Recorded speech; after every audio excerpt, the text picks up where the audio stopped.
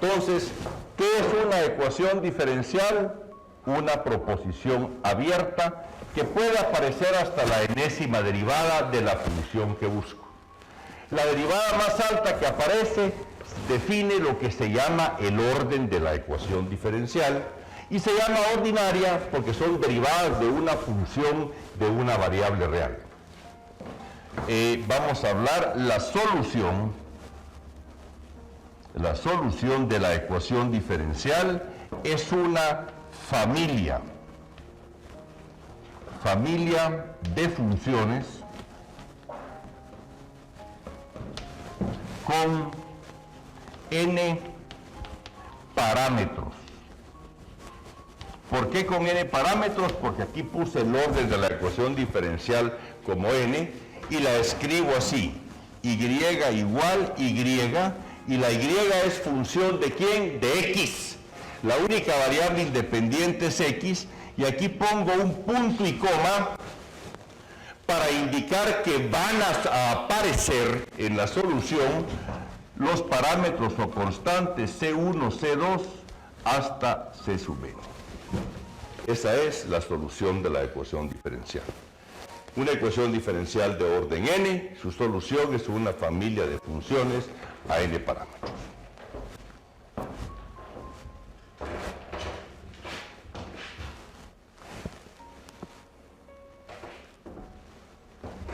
Si es que de todas esas soluciones nos interesa solo una,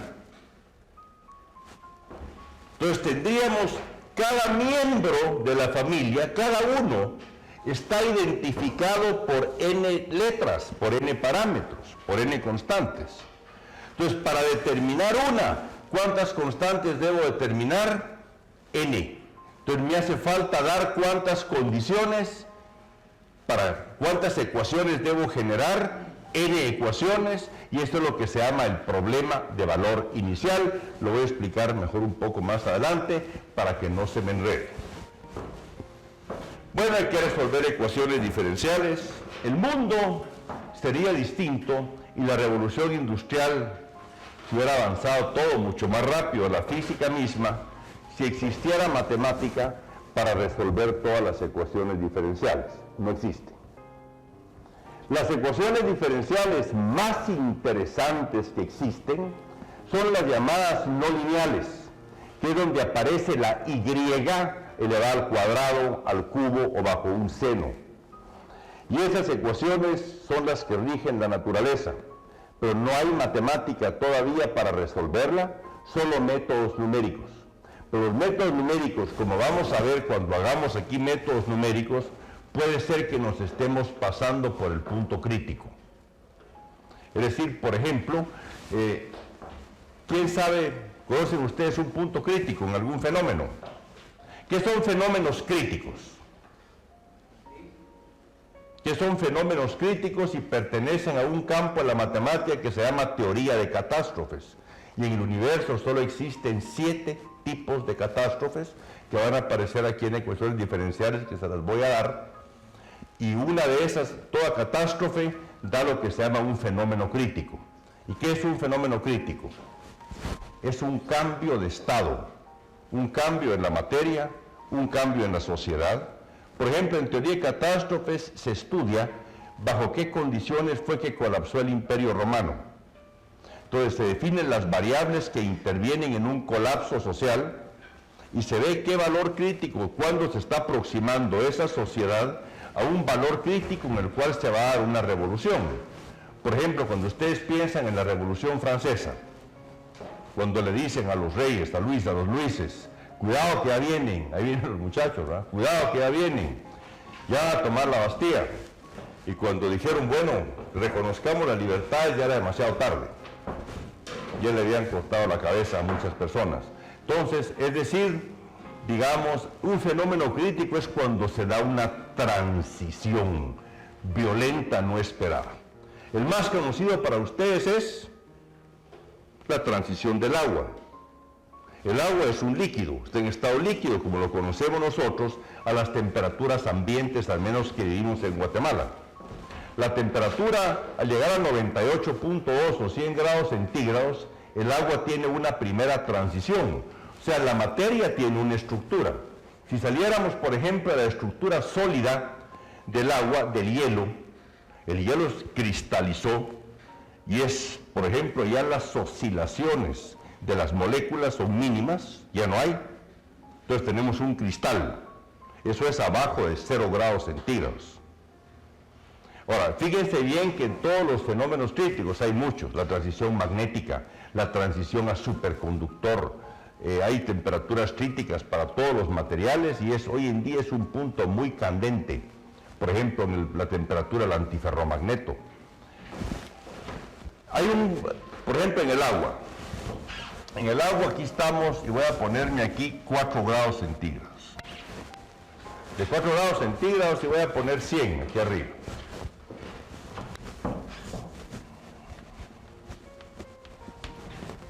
Aquí es vapor, o sea, hay una transición de fase. Se acerca a un fenómeno crítico, todo va a cambiar. La estructura previa colapsó. En el agua no hay una estructura ordenada en el estado líquido, pero sí hay órdenes parciales y lo que se llaman interacciones de largo alcance. Hay regiones del agua que están interactuando con una lejana y no necesariamente con las vecinas, como es en el estado sólido. Ahora, al llegar aquí, los fenómenos críticos siempre se anuncian. Muchas personas creen incluso que en terremoto, que es un fenómeno crítico, ¿verdad?, una transición de estado, un movimiento, deslizamiento de una placa, dicen que los animales avisan y empiezan migraciones de animales. Se vio en este maremoto que muy pocos animales no domésticos, no murieron ninguno. Todos emigran y para el terremoto que hubo en Guatemala se observó ciertas especies que empiezan a comportarse de una manera extraña. O sea, en el movimiento de las placas hay un cambio en el campo electromagnético de la Tierra y es lo que se puede detectar o medir de cierta manera cómo está cambiando el campo eléctrico y magnético en el interior de la Tierra. Entonces hay algo raro. Cuando una empresa va a colapsar, pasa algo raro. Cuando la bolsa de valores va a tronar, empieza ya como una tormenta y se puso raro el cielo, está amarillo, está avisando que algo va a suceder. En el agua, a los 4 grados centígrados, si ustedes lo pueden ver, ponen un refrigerador, empiezan a medir, se pone turbia. El agua está bien, la ven transparente. Al llegar a 4 grados y unos centavitos, viene y se enturbia el agua, pero no es hielo. Ustedes la pueden mover y se mueve, todavía está en estado líquido. En estado líquido quiere decir que, ¿cómo se define el estado líquido? Que se puede gotear. Si meten un gotero, ¡puc, puc!, gotea. Si en sólido no la va a poder gotear, el sólido no sale por gotas. Y el gas tampoco sale por gotas. El gas sale por chorro, pero el líquido lo pueden gotear. Ese es un fluido goteable, es el estado líquido. Entonces aquí se enturbia el agua, siguen enfriando y de repente ¡clac!, hay un nuevo orden. Lo pueden analizar en fenómenos sociales. Si ustedes analizan la Revolución Cubana como un fenómeno crítico, por ejemplo, con la llegada de Fidel, empiezan los disturbios previos. Si los avisos hay, lo que pasa es que la gente a veces no quiere verlo, lo que está por venir. Pero empieza cierto grado de disturbios. Por eso es, digamos, que cuando uno lee la prensa a nivel internacional, debe pensar siempre en los fenómenos críticos y las transiciones, porque empiezan las señales y empiezan los avisos. Entonces es hora de que todavía se pueden tomar medidas.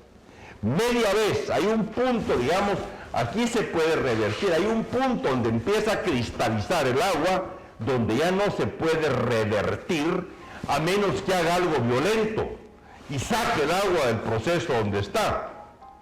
Pero media vez ya empezó aquí, ya se empieza a ir y aquí hay una transición a los 0 grados centígrados. Aquí a los 98.2 van a ver si empiezan a hervir agua y lo observan, hay ciertos colochitos, ciertas corrientes, ciertas turbulencias que empiezan a formarse en el interior antes de que haga y empiece a salir el vapor de agua, ¿verdad? Entonces, estos fenómenos críticos son cruciales, pero estos solo se dan en lo que es digamos, ecuaciones no lineales. Y ahí no hay teoría, entonces nosotros vamos a considerar ecuaciones ahorita muy especiales. Lorentz, porque uno dice, miren muchachos, qué raro todo, ¿verdad? Los seres humanos, hablando de tecnologías de nanosegundos, hablando de circuitos microscópicos, miniaturizados, que ya están llegando casi a un angstrom, o sea, 10 a la menos 8 centímetros, a esas longitudes donde va a colapsar. O sea, la tecnología miniaturizada tiene que colapsar porque llegar abajo de 10 a la menos 8 centímetros entra uno al mundo cuántico. Entonces uno realmente vive en tres mundos. Y fíjense lo curioso de la ciencia. Aquí estamos nosotros. Aquí está lo grandote y aquí está lo chiquito. De lo chiquito sabemos mucho. Y lo chiquito pasa a ser un mundo muy distinto al nuestro cuando bajamos de la longitud 10 a la menos 8, que es crítica. Ahí ya las cosas que aquí no pasan suceden. Entonces llegamos al país de Alicia de Alicia en el País de las Maravillas, al mundo de los cuanta. Puedo pasar por montañas puedo saltar montañas sin tener la energía, hay efecto túnel, efectos fotoeléctricos, hay cosas interesantísimas. Es otro mundo. O sea, si nos miniaturizaran a nosotros, estamos viviendo en nuestra escala, casas, techo, las nubes, el cielo, telescopio, planetas. En ese mundo podrían hacer ustedes una historia, un romance en el mundo cuántico, ¿verdad? ¿Cuál sería una relación de una pareja en ese mundo cuántico donde todo es distinto? Que no es este mundo que vivimos. Y ahí avanzamos. Partículas elementales, aceleradores lineales, teoría de supercuerdas hoy en día, ya está casi explicado el origen del universo con el Big Bang, etc. Ese es el mundo cuántico. Aquí está el mundo relativista, aquí arriba. Ya sabemos cómo colapsa la estrella, cómo nacen las estrellas, cómo evolucionan y todo. Y aquí no tenemos una teoría que nos diga si va a llover o no, si habrá un huracán, qué va a suceder. En el planeta en que vivimos, que no es un mundo de dimensión extrema, no conocemos el planeta Tierra. Han estado resultando fenómenos muy graves hoy en día, por ejemplo, esa variación en el eje de rotación de la Tierra. Les voy a mostrar a ustedes un diagrama de cómo en diferentes épocas se han dado esas transiciones y se dan variaciones de clima. Claro está que, por ejemplo, hoy en día mucha gente dice, es por la industria, es por eso, los que defensores de la naturaleza. No es por eso. Es parte de esos cambios que se han dado en muchas situaciones. Están colapsando los dos polos de arriba, se están deshielando, y eso va a provocar cambios grandes en el movimiento mismo del planeta Tierra. Entonces, Lorentz fue el primero que intentó predecir las lluvias. O sea, hizo un sistema de ecuaciones no lineales, que las vamos a ver, no se pueden resolver, y construyó un computador análogo solo para intentar encontrar soluciones aproximadas de esa ecuación. Se han aplicado a eventos de tornados en Estados Unidos, pero habría que afinar tanto los intervalos porque uno puede pasar de largo el punto donde va a suceder la transición crítica. Entonces, esos son, de veras es interesantísimo, y es lo que dificulta la ingeniería, que a escala nuestra no se entiende mucho. El hombre triunfó en entender lo que no ve, el micromundo, y lo hemos explotado técnicamente. El semiconductor, conocemos la estructura de sólidos, conocemos cómo es la conducción de electrones en sólidos, cómo es el calor específico en sólidos. Ahí estamos adentro. Y lo grandote, ya podemos predecir qué va a pasar casi con una galaxia, calcular muchos desplazamientos de estrellas. Pero y ahorita, en el movimiento de un tronco, no podemos. Aquí, porque la matemática en el micromundo se discretiza, y el aparato matemático es el álgebra lineal, son matrices. Aquí, porque las ecuaciones son más manejables, no es porque haya gente más genial. Pero aquí, a nuestra escala, es donde están los grandes misterios y donde colapsan las cosas y nuestras ecuaciones diferenciales no se pueden resolver. Entonces, eso es trágico. Hay mucho invento tecnológico, porque aparte es hacer tanteo. De ahí es la diferencia entre ciencia y tecnología. ¿Quién me descubrió la palanca? Miren, muchachos, si yo apoyo esta palanca aquí, tengo que hacer menos fuerza para levantar el peso. Pero ¿dónde la debo de aplicar para minimizar la fuerza que yo aplico? Entonces hay que saber las leyes naturales de la palanca, que es donde entra la ciencia. La ciencia es la que permite de veras explotar la tecnología. Ustedes pueden encontrar un fenómeno: si hago esto así, soy más eficiente. Pero eso puede tronar porque lo hicieron al tanteo, probando. Pero si conocen ustedes las leyes naturales que rigen ese fenómeno, van a poder hacer muy buena tecnología. Y debido a que no hay solución de todas las ecuaciones diferenciales ni un algoritmo para encontrarlas exactas, muchas personas pueden pasar por un punto crítico. Por ejemplo, en el diseño de aviones supersónicos es bien crítico, por las vibraciones todas que se generan en el fuselaje y en las alas. Todo está descrito por ecuaciones diferenciales, todo. Y el diseño está hecho con ecuaciones diferenciales, muchas parciales, otras ordinarias. Pero cuando son no lineales, que es donde entran las vibraciones no deseadas, ahí la matemática truena. Yo les comentaba la vez pasada que el libro, la Biblia, se los enseñé, creo, no lo vieron ellos, no. Se los voy a traer pues solo para que lo vean así, el Camke, que fue un señor que agarraron los nazis preso. Se lo llevaron a un campamento, a un campo de concentración, y se dedicó a hacer ecuaciones diferenciales, junto con un matemático famosísimo, Esteban Banach, que hay un libro que se vende aquí en Guatemala de cálculo, de Banach. A Banach lo mataron porque lo agarraron para experimentar la enfermedad del cólera morbus y todo eso. Ellos los inyectaban, los agarraban como ratas de experimentación y los mataron, ¿verdad? Pero a Camke no. Y Camke en su encierro ahí se dedicó a resolver ecuaciones diferenciales. Yo tengo el libro de ordinarias y de parciales, se los voy a enseñar. Y ahí hay 4.000, 5.000 resueltas. Y se dice que la que no está ahí no tiene solución. Entonces yo les puedo poner una muy sencilla y que no la podamos resolver, pero ni que nos volvamos locos. No tiene solución. La podemos hacer un programa de computación, que hay muchos. Hay mucho software para ecuaciones diferenciales. Se basa todo en un método que vamos a emplear, que es el algoritmo Runge-Kutta-4.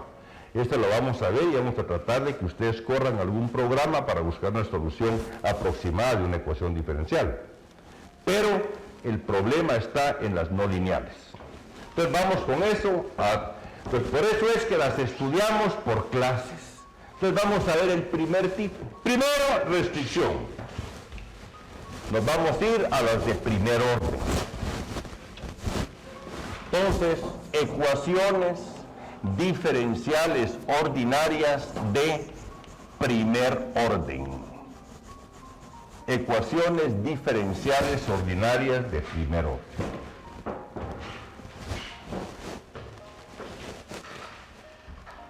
Forma general. F que contiene a X, contiene a Y y a Y' es igual a 0. Cuando escriba esto estoy hablando de todas las posibles, en abstracto, que digo, son expresiones que tienen X, Y y Y'. Como es de primer orden, la derivada más alta es la Y'. Entonces vamos a la clase número 1, voy a poner C romano 1. Nosotros vamos a tener que ver cuáles son las clases y cuando tengamos un problema, poder identificar de qué clase es. No hay otra forma de hacerlo. Clase número 1, ecuaciones separables. Ecuaciones separables. Esa es la clase separable.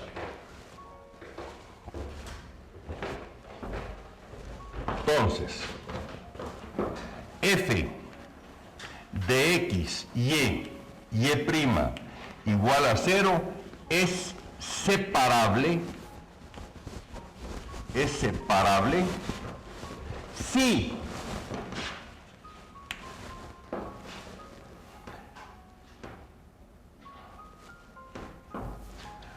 puede representarse en cualquiera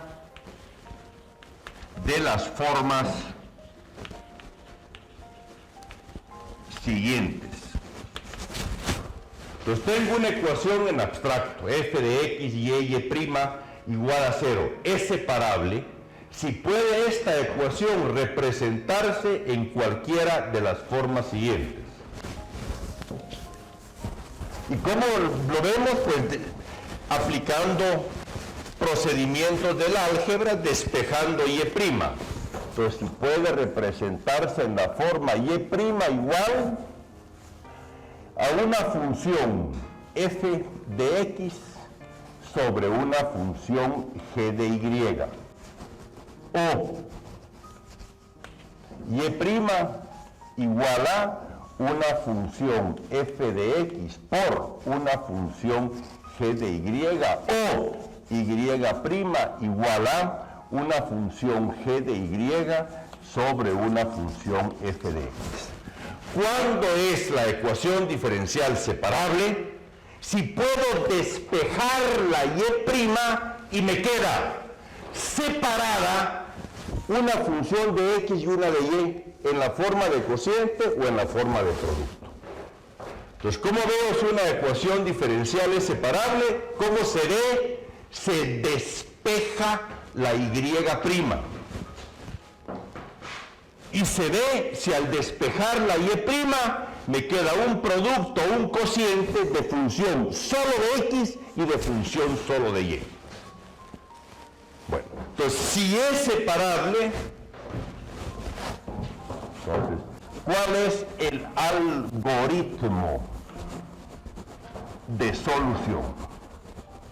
Algoritmo de solución.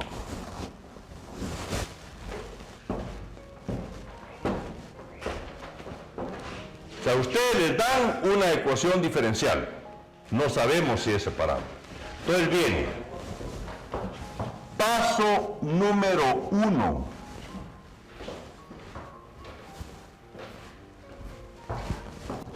Despejar y'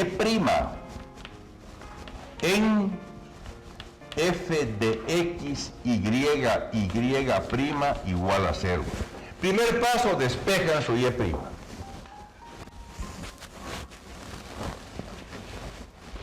Al despejar y', puede que se dé esto, esto o esto. Si no se da, no es separable, stop.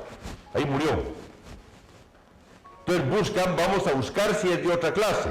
Y si no es de ninguna de las conocidas, o método numérico, solución por serie o computador, o tratar de dormir tranquilo y olvidarse de la ecuación diferencial, ¿verdad? Yo conozco mucha gente que realmente ha vivido años de tortura tras de una. Y es increíble, ¿verdad? Bueno.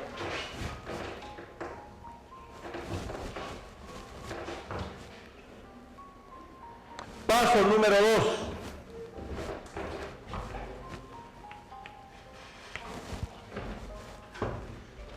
Yo conocí a dos personas, un alemán, Mossbauer, y un suizo, Heinrich. Yo era más amigo de Heinrich que de Mossbauer. Y los dos estaban investigando el mismo tema. Mossbauer lo estaba haciendo en Alemania, en München, y Heinrich en Zúrich, que era en el tiempo donde yo vivía en Zúrich. Y los dos estaban viendo cuál es el impulso que recibe un núcleo atómico ante la emisión de un rayo gamma, de un quantum gamma, como se llama. Tema candente y de una aplicación enorme hoy en día en todo lo que es resonancia magnética nuclear, y en eso que no existía en ese entonces. Mossbauer, los dos estaban muy cerca. sea, yo vi como un pollo ahí, Heinrich envejeció, como 20 años en cuestión de una semana. Tenían tal vez unos 7, 12 años de estar dedicados al efecto ese, ¿verdad? Calculando, midiendo y sacando la teoría. Mossbauer se fue a California y logró terminarlo, y lo publicó prácticamente días antes de que Heinrich llegara, ya estaba por llegar. A Mossbauer le dieron el premio Nobel de física, y a Heinrich nada. Se quedó sin nada. Ese hombre se desplomó, dejó de ser profesor, ese hombre se acabó. Lo que es 7 años investigando 18, 20 horas diarias y sentir que ya, pero no, ¿verdad? Y ya, pero no, porque mucha gente pelea por ese premio Nobel.